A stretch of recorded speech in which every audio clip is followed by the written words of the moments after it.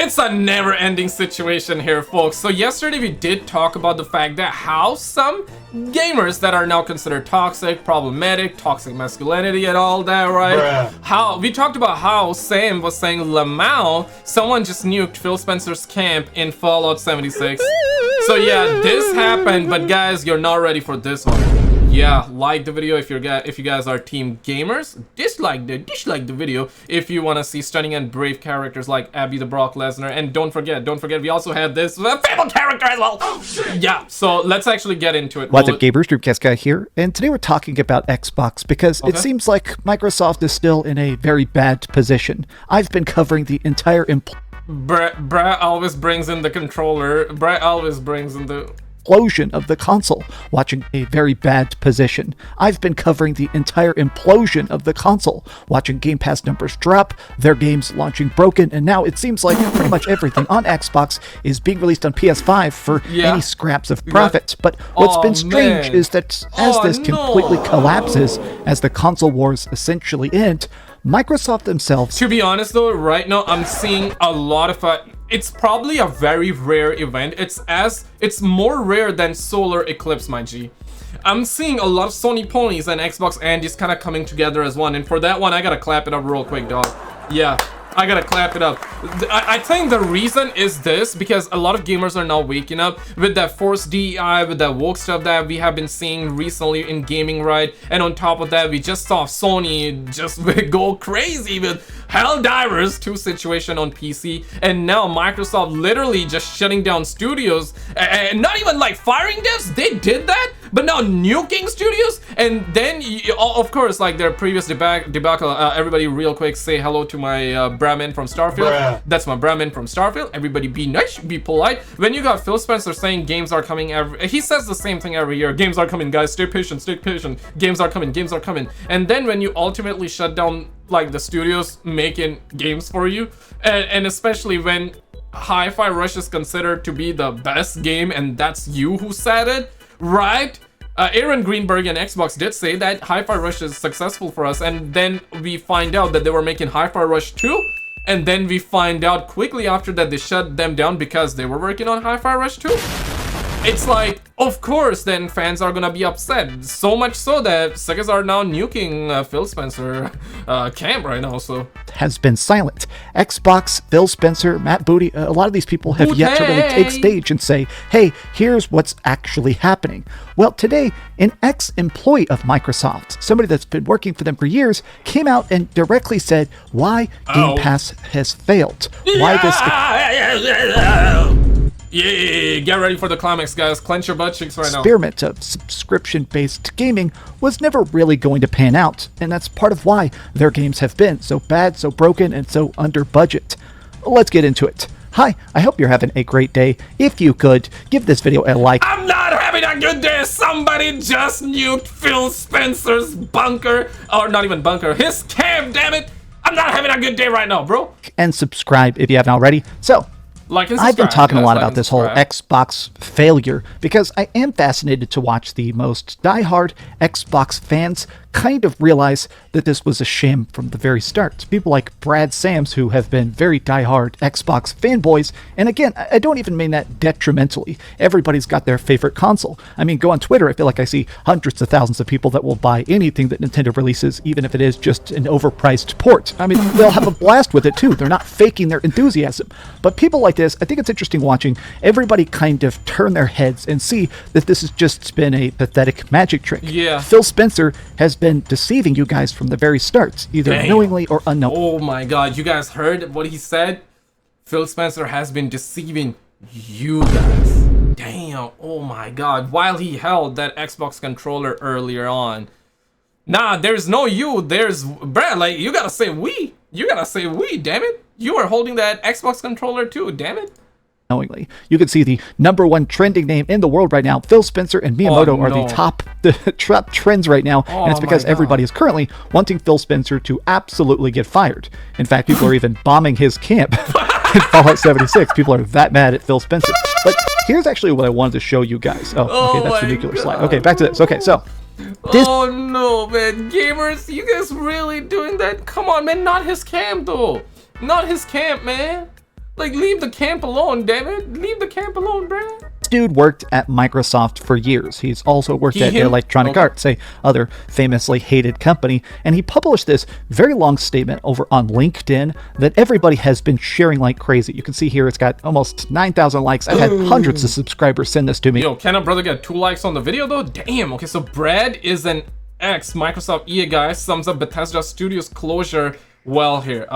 So thank you to you guys for bringing stuff to my attention, but it's basically him trying to explain, whether positive or negative, why the Game Pass experiment really wasn't well mathed out before it truly began. So he says this: there are 2 reasons why all those Bethesda studios are closed, and neither of them have to do with Bethesda directly. Now, this comes down to Game Pass and Activision. The biggest paradox of Game Pass is that basically every game that launches on the service badly misses its sales goals. This does make sense. I mean, if you actually look at it, he just essentially spells out the obvious truth that many of us have been talking about now for years. Yeah, I mean, Game Pass, I would still say, like, it's a good model for, like, gamers, essentially. The model, not necessarily saying the games in it are good or bad, right? Not talking about that. But the model is good because you pay, like, what, $17 a month, and you can play hundreds of games. It's good, but obviously, like, the cat is out of the bag. The cat is out of the bag, or what? The cat, yeah, whatever the saying is. I feel like that's not the saying. I butchered it, well, perhaps. But the thing is that now everybody's figuring out that it's not sustainable for Microsoft, and essentially they're losing money. This is why right now we're also hearing that Call of Duty may or may not go on Game Pass. I think best case scenario, they'll probably still want to drop like older Call of Duty games on it, and perhaps new Call of Duty games comes on Game Pass like a year after. We might see that, because they literally said all of Activision games are gonna be coming on Game Pass,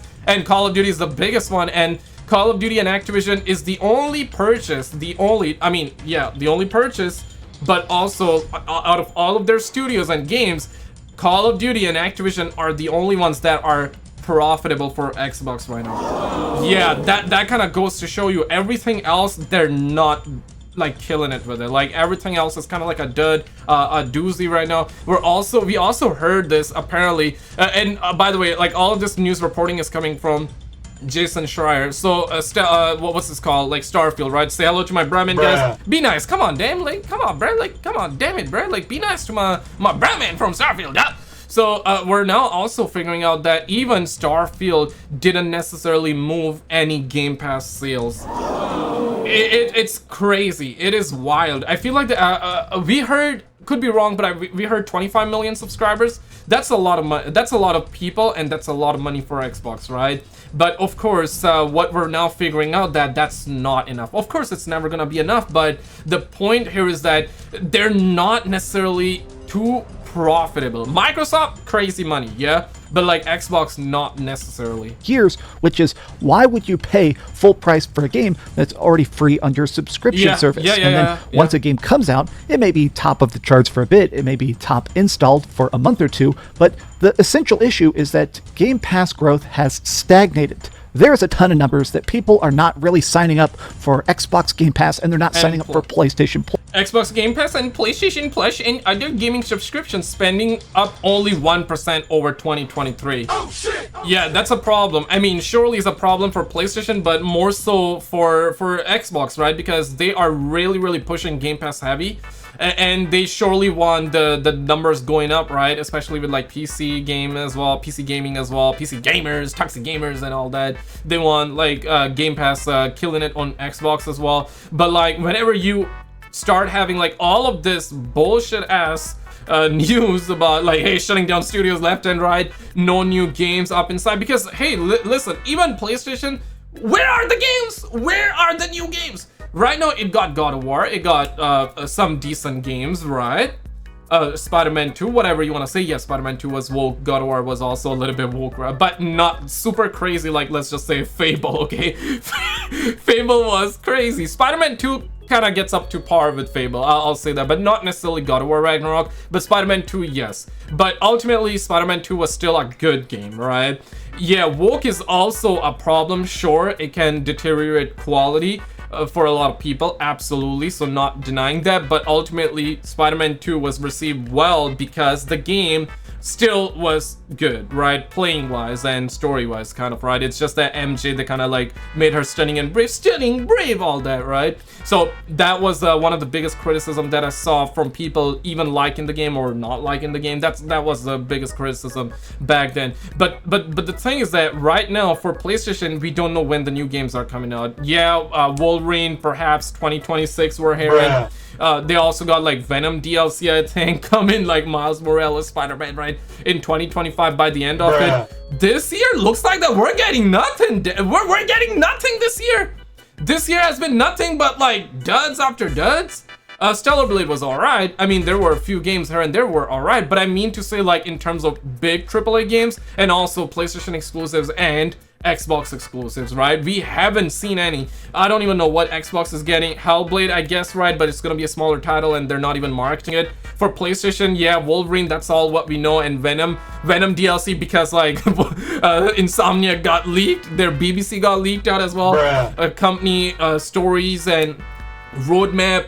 Their passport information, which was absolutely insane though. Yeah, right, like all of that got leaked out a while ago. So this is the only reason why we know Wolverine is coming out in 2026. Sega thought that it's gonna come out by the end of this year. Realistically, a lot of people thought it was gonna come out by the end of 2025, but it's gonna go over, guys. It's gonna go over. I'm kind of wondering, I'm really curious to see what Xbox will reveal in their showcase in a month from now, and what Sony will share. I don't even know when they're gonna do their own conference. But the difference is that PlayStation is not really betting on PlayStation Plus. They want you to get their premium tier for the retro games and whatever scraps they throw you, but really, PlayStation is all about that upfront stuff. Buy the console, buy the controllers, buy our exclusives. That's where PlayStation makes the majority of their active revenue, whereas Xbox was completely just betting on the fact that Game Pass would grow and grow and grow.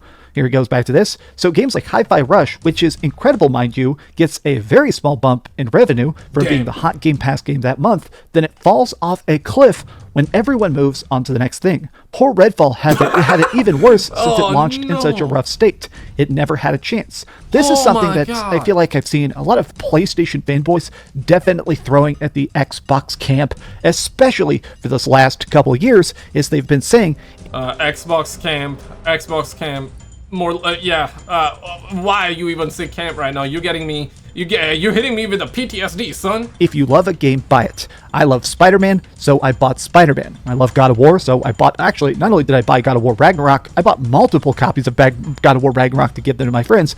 I don't know anybody that's buying multiple Xbox games. In fact, a lot of Xbox games, they don't even come out physically anymore. Like, if you want the new Hellblade game that's coming out here in 2 weeks, and yes, of course, it's getting zero marketing, which was my video yesterday, that doesn't even have a physical release. If you try to... No! Say you swear to God! Say you swear to God! No, there is no way! No physical? Huh?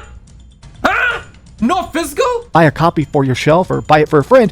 You simply can't. You can get a digital version, but if you're already... Nah, that gotta be cap. Yo, I need Sony ponies right now. I need Xbox Andes on the front lines immediately, bro. We need to know the truth. Nah, that cannot be real, bro. Getting a digital version of it, why not just download it from Game Pass? Which means that the upfront profit is smaller, the download and active fan base may be bigger for a bit, but they're going to go on to the next big Game Pass exclusive when that comes out, or the next little indie thing that'll grab their attention.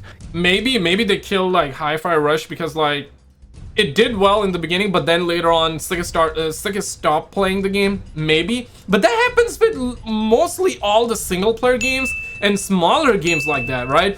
Helldivers different game, right? It's a multiplayer game, so if it's good, people are gonna keep on playing Call of Duty. If it's good, people are gonna keep on playing. Even if it's bad, Sega's still gonna keep on playing.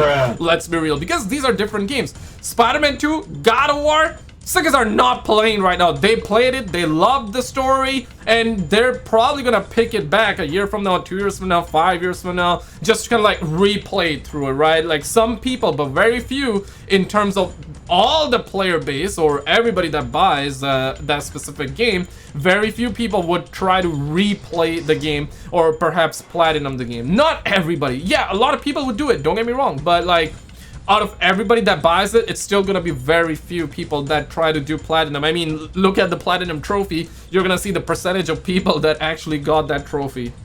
right? So not everybody's gonna replay the game. So it looks like the same happened with Hi-Fi Rush. People played it, people loved it. That's what we heard, right? And yeah, Sega's were like, yeah, like it's the most successful game for us. That's what Xbox said when I say Sega said that. Xbox said it's most successful, but looks like that it died. And then they were like, okay, let's kill the entire studio too. Bruh, like that is just crazy to me. Does that mean that Sony also needs to kill like future God of War projects because people are not playing God of War right now?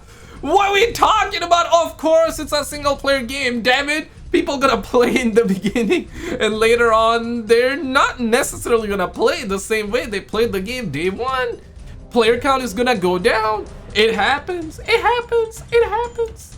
Game Pass has turned into this interesting double-edged sword because according to Phil Spencer, which obviously the man lies a lot, but...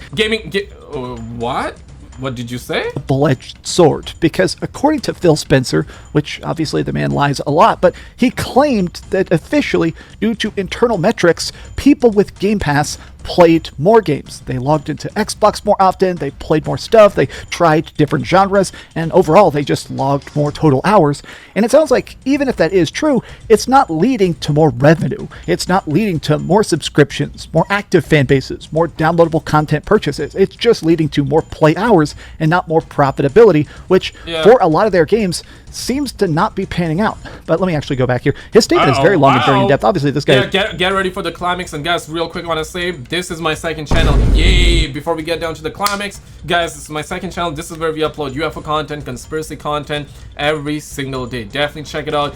The link in the top pinned comment below. Here you can find all my YouTube channels, all my other YouTube channels. We got a third YouTube channel as well.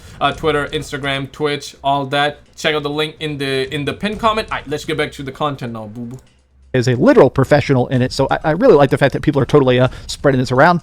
The system was fine for a while when Game Pass was growing like Gamebusters, but now it's slowed down and the amount of revenue it's attributing to games isn't keeping up with the budgets to make them. Now this is actually an incredible point that I feel like nobody is discussing, is just the concept that games are getting more expensive to make.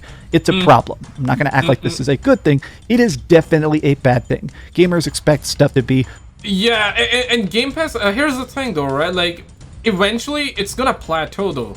It's not gonna keep on growing unless you really keep on dropping bangers after bangers, but even then at certain point, it's gonna plateau though. But if you keep dropping banger after banger on Xbox and Game Pass, I feel like the Game Pass can get up to 50 million, right? But to really get to that number, you really need to make, first of all, good games for your audience, the Xbox fans, right? There's a reason why Xbox fans have bought Xbox and not PlayStation. Some people buy both, but I'm not talking about people that buy both. I'm talking specifically about Xbox fans, right? So if you really want to get to that level, make good games for your fans, and also you really need to make games that would also attract someone that plays on PlayStation, right? So you can get more people over and perhaps get Game Pass either on PC or buy Xbox and get Game Pass on Xbox. You really need to then cater for everybody, and you really need to make games that are good. You gotta do it, but it's like every time you have first of all, you're not having anything new coming out right now that's good. Starfield was really hype, but ultimately got very negative reception, and right now nobody talks about it, and whenever somebody talks about it, it's just bad about it. It's like Sega's always say bad things about it. And Hi-Fi Rush was considered good. You shut down the studio. Red fail, that happened. Phil Spencer done an apology tour, and recently when you brought games on PlayStation, to me, I'm not even mad by that, but some Xbox fanboys got mad. Okay, that's you, right? If you got mad, I'm a 27 years old man, bro. Like, I don't care if Spider-Man 2 goes on Xbox or we get Xbox exclusives go over on PlayStation. I don't care, but I understand the factor, but I do agree with the fact that exclusives do boost the incentive of buying PlayStation or Xbox. Absolutely, there's no discussion. For example, if I didn't have PlayStation or Xbox, and if it turns out that Xbox in the future is getting God of War day one because I'm a fan of God of War, and it turns out that PlayStation specs are inferior and Xbox specs are really good, and PlayStation exclusives are coming day one on Xbox, I'm getting Xbox day one.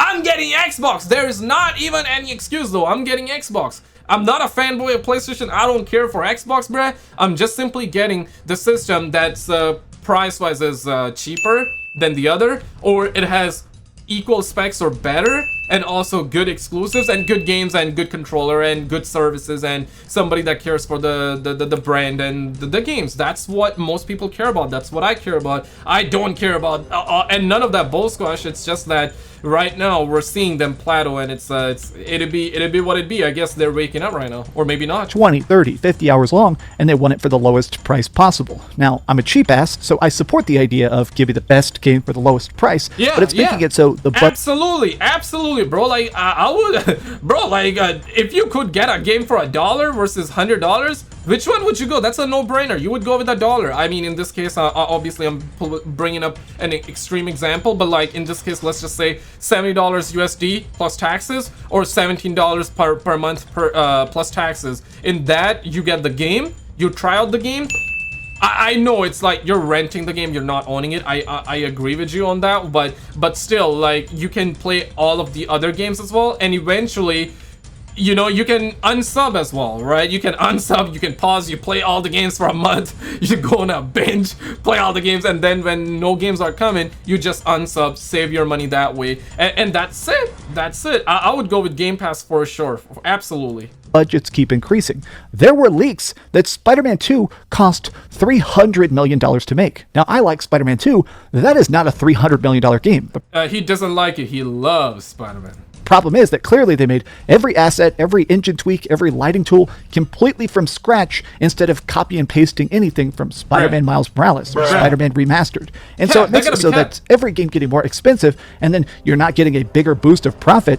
It's definitely something where the bottom was destined to fall out. But it says this: all of that would not have mattered even 3 or 4 years ago, because back then, Xbox was basically a rounding error on Microsoft's books. The division made some money, but more importantly, it didn't cost that much, and other parts of the business easily covered the gap. Now, this is something I have mentioned here and there, but Microsoft has always said that Xbox is just a little for funsies thing. It's not made to essentially... Okay, that also says that brings us back to Game Pass. So far, the big bets on driving new subscriptions, Redfall, Starfield, haven't spurred near enough growth, and there's not much on the horizon, that is likely to restart the momentum. The best bet is Call of Duty, but do you really risk the guaranteed sales revenue? He's talking about like selling the game for $70.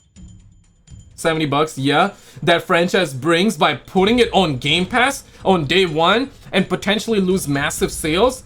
I don't know what the plans are, but either you put it on Game Pass and lose money, or you don't, and the subscribers revolt because they think that's what they signed up for. Yeah, right. What you guys think on this one? Because they did say Activision games gonna be coming on Game Pass, but now they might not be, or perhaps they're gonna be, but like later on. And this what happened recently as well. This is what we did. This is the last video. We apparently got Sarah Bond from Xbox responding. You wanna see that clip? Check it out, man. We had the footage in this one. They responded apparently. Check this video out, and I'll see you right there. On the left, this video is on my second channel. Yay, second channel, guys. Second channel. Check it out. I'll see you right there.